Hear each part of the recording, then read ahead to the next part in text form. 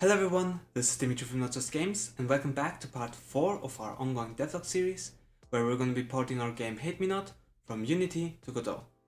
And we know that there has already been a new announcement from Unity about their pricing changes, and we know that it is much better than the previous one, but we're still going to be porting our games from Unity to Godot, and I will go deeper in that on another video because I think now I just want to focus on telling you about what we learned with the creation of this mad thing that is called FlappyGhost. So in the past week we said that we're just gonna gather experience, just go blind into the engine and test out the waters, see if it would be possible for us to port our game even. Maybe there would be some kind of limitation that would be a deal breaker, but in the end everything went smooth. We published the game today on itch.io, and of course it's nothing crazy, it's just a Flappy Bird clone, of course, but the point was made that it is possible. So we can work in the engine, and in some points we can even say that the engine has better functionality over Unity.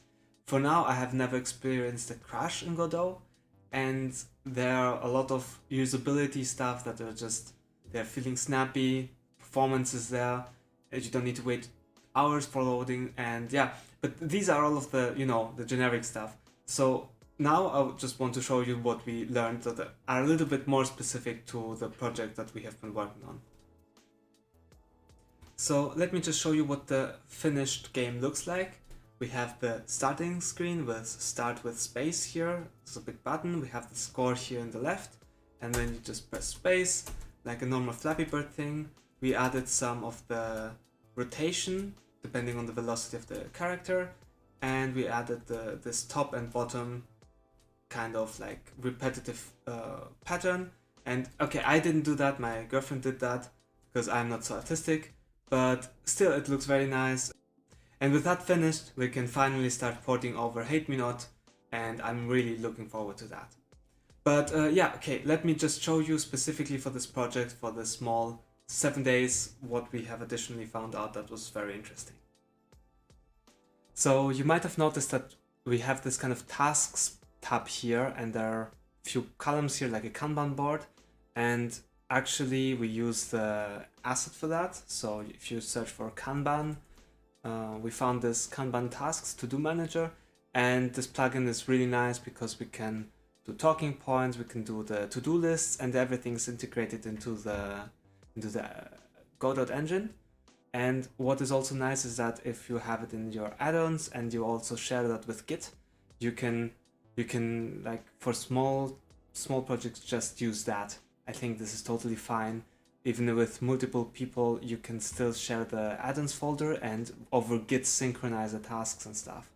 And yeah, just a small fun fact if you are looking for some kind of minimalistic project management thing.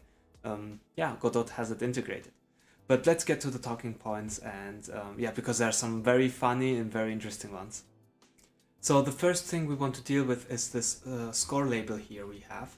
So I don't even know how to describe what is going on here.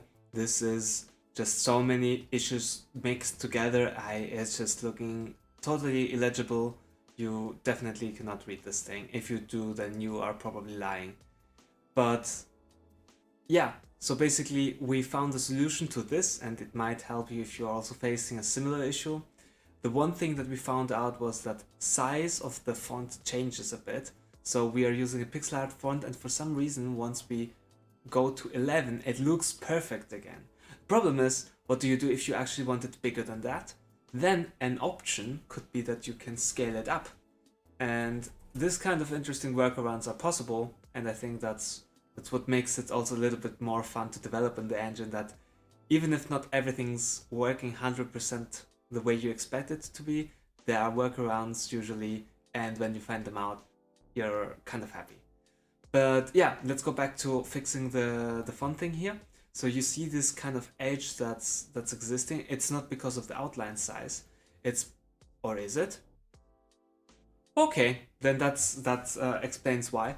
But there's still the issue that it's not 100% black, although this font is 100% black. And in order to fix that, you can change the anti-aliasing. So I removed the anti-aliasing, it doesn't update it immediately. You need to just change the font size and then you have it. And this is looking now fine, but also what we wanted to do, sometimes it looks better if you add a little bit of oversampling. So I just changed it to 20 and it's a little bit rounded here. I am not 100% sure what's happening behind the doors, but for us this looks fine and that's good enough for us. So this was first topic about the labels that we discovered and the fonts, and let's go now to topic number 2, which is referencing nodes in C# using Notepad. Oh yeah, I remember now. So for that part I want to show you the game manager. We have referenced here a few nodes, specifically the UI nodes, and you would think that in this script you are just using export and then the node type, but it works a little bit differently, and let me show you. So in the script we are using an export, but we have this notepad class here, or the type of the variable is notepad. And let's see what would happen if we would, for example, try to export public. We want to, let's say, have a control, some control, doesn't matter. And maybe you know why this happens, because I do not know that. So we go back to our script and we don't see it yet because we first need to build when we're using this kind of export stuff.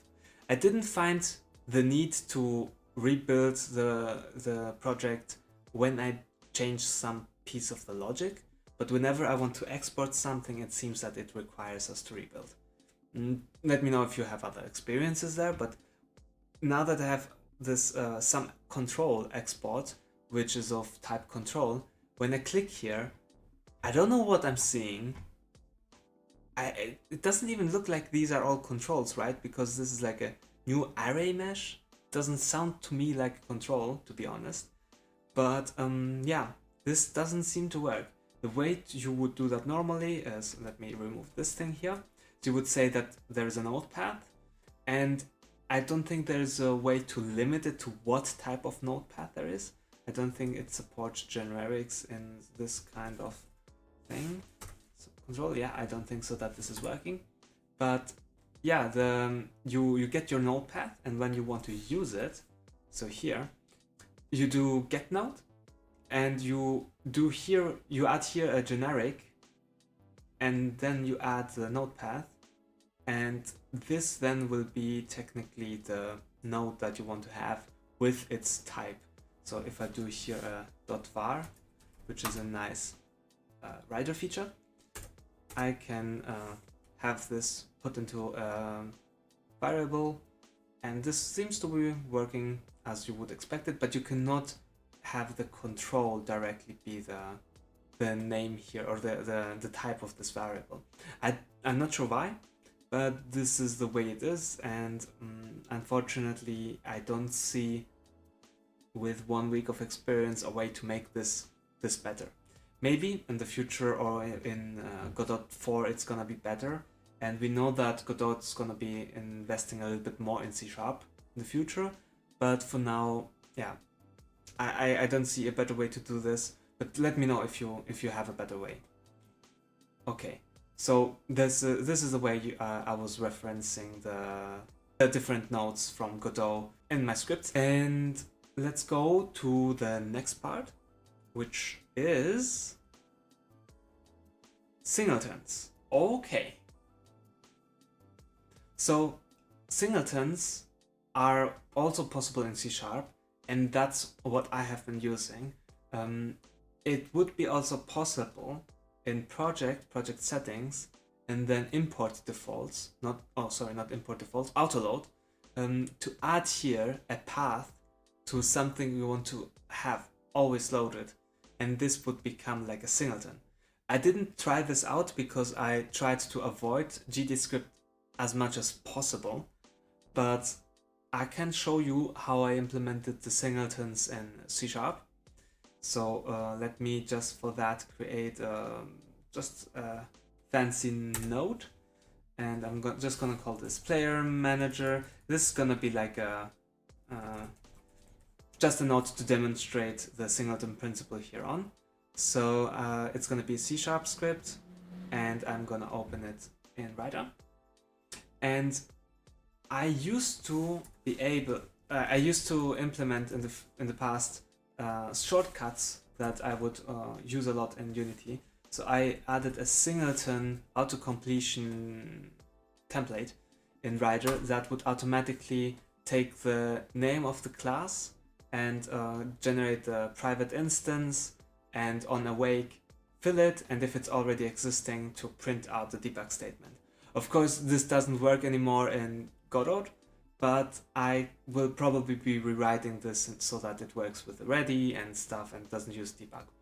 But basically this is how I would implement the singleton in C# and Unity, and this part's gonna stay the same. I'm just gonna keep a static player stuff, and I'm gonna remove everything from the awake, put it into the ready method. I also prefer this kind of code style, and I know that this is not the common way to do it in C#, but I like the way that it looks, so sue me. And yeah, here we have the basic assignment of this instance of this node to the instance variable here. You could in theory also expose this as a public thing, and you could do something like get set here. This would be also possible if you want that, if you want to be able to access instance on other scripts. But what I prefer to do is have a private instance and then only expose specific methods that I want to have, for example add player or whatever, and then I would do instance dot blah blah blah, doesn't matter.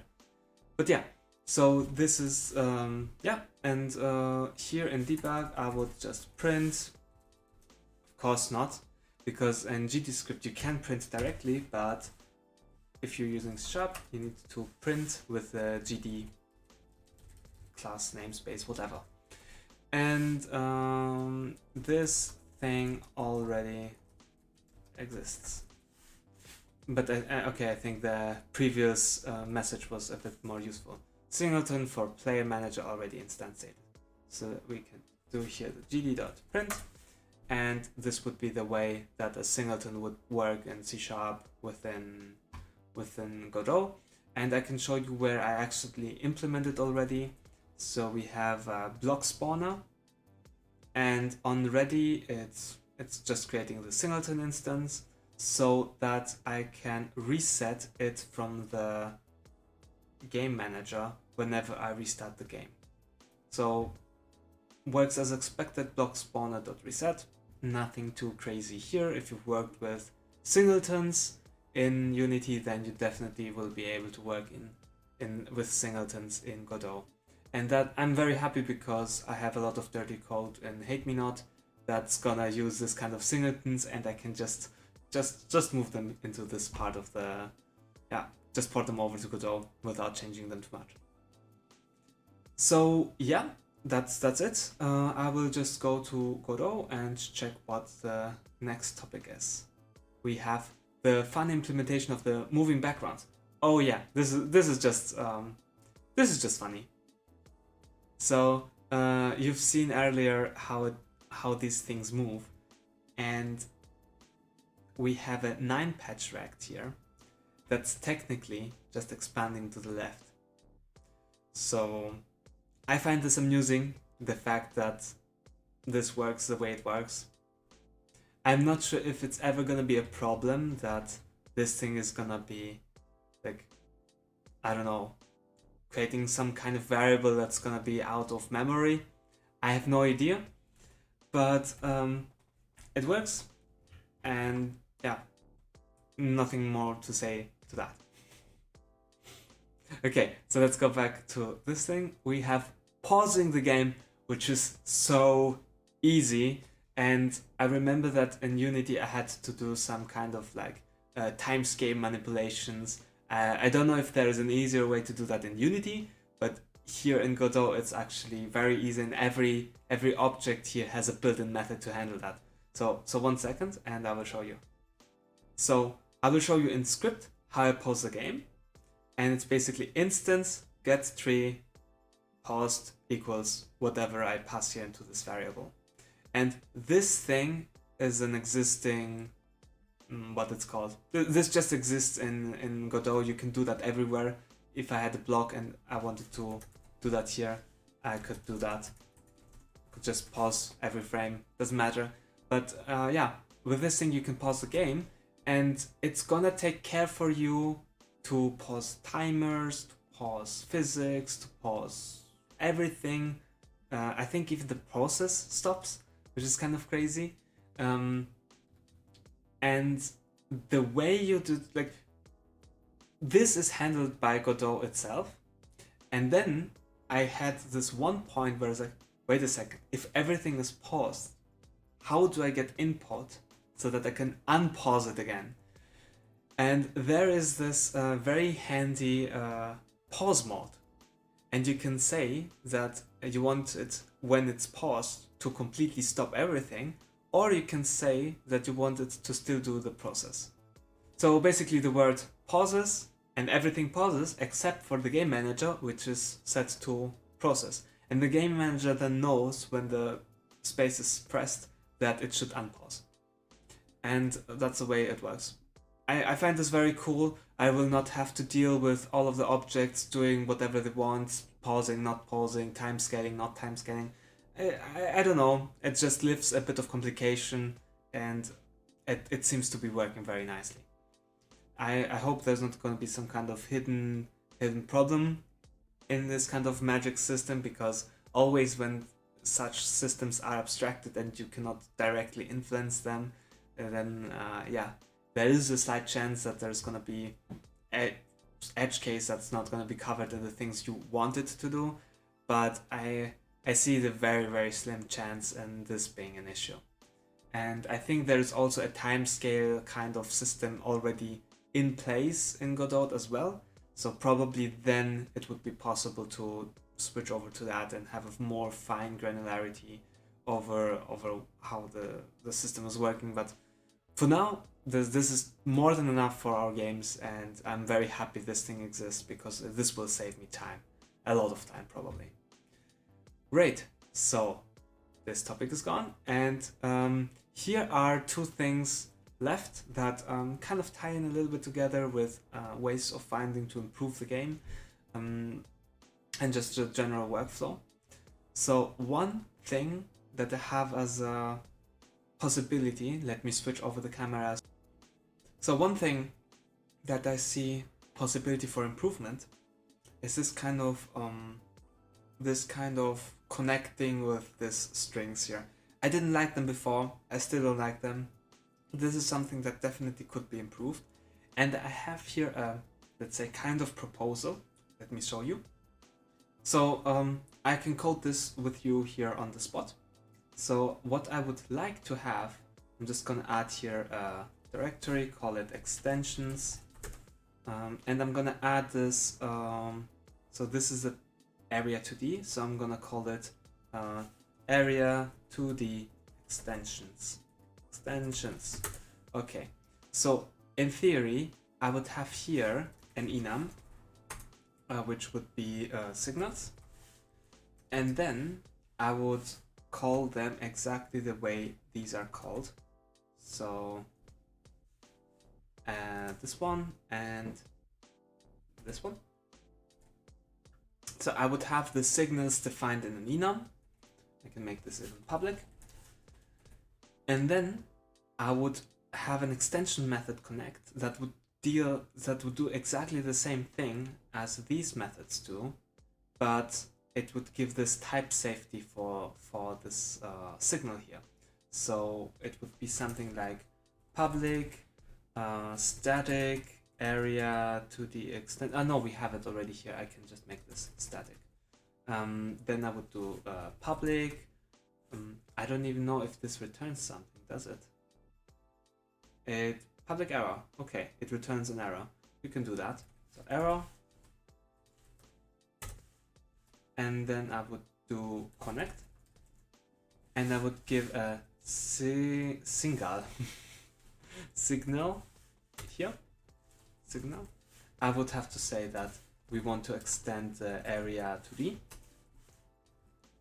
And then I could, I think this is a node that wants to be passed here. Let's see. So it wants to be an object and then the string with a method. Okay, so object, capitalized. I think this is a specific thing to Godot, right? Yeah, disposable in namespace Godot. Okay, so this is it. So self, or let's say object. Okay, obj, and then we have the string method, and this could be, of course, probably also some kind of type that would help this thing here. Self, I don't know what to call this.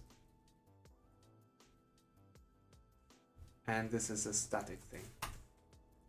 Okay, and I don't want to deal with the. This is just a proposal, right? So I'm not gonna deal here, do here all the type spacing and stuff like that, typing and stuff like that. But yeah. So the idea would be that then you would do the self dot connect.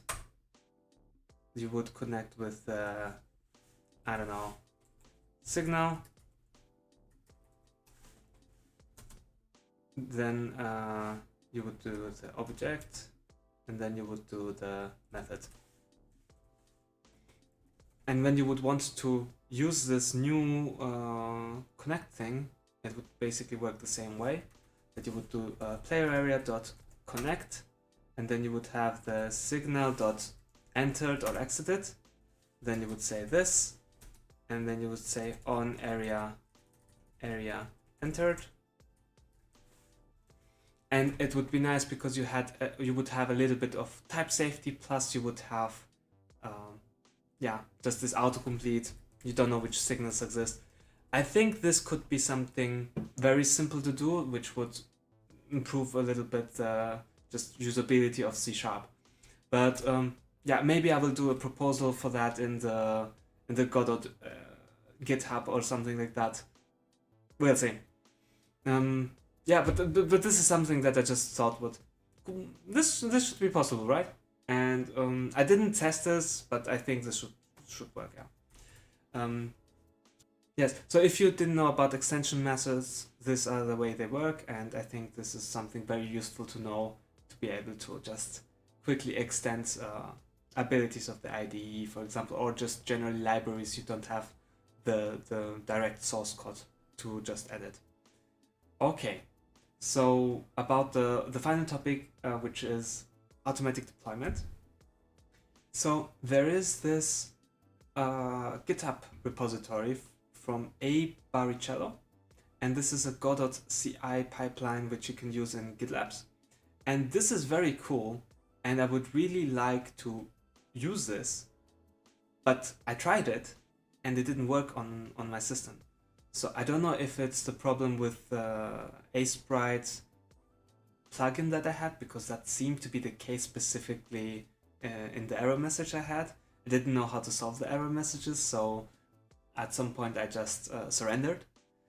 But I think I might invest a little bit more time, because having a CI pipeline is very, very cool. You never need to go to the individual store places to upload their zip file or something like that. You can just immediately press one button and it deploys into all of the locations where you are having your game online.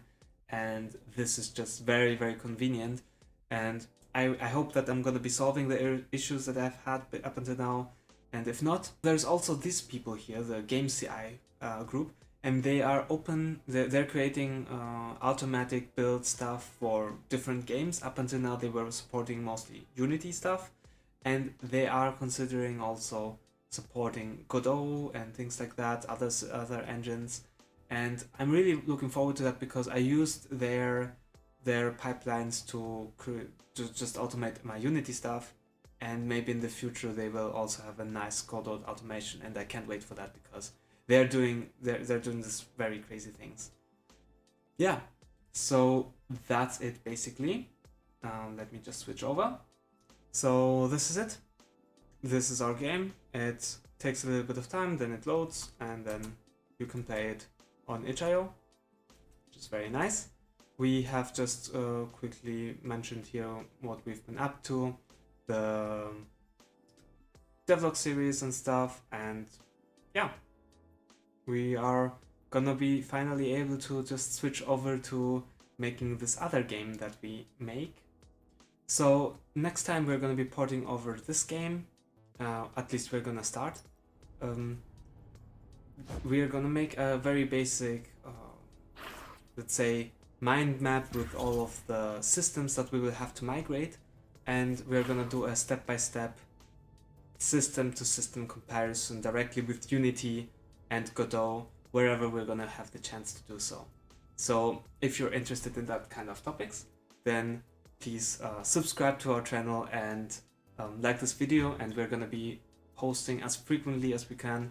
I really like doing this kind of devlogs, and I just want to help you if you're also in the case of switching over from Unity to Godot. We can also help each other here. I am also very new to Godot and probably will come across very, very crazy issues that are gonna need to be solved. And yeah, so that's it for this time. See you in the next one. Adios.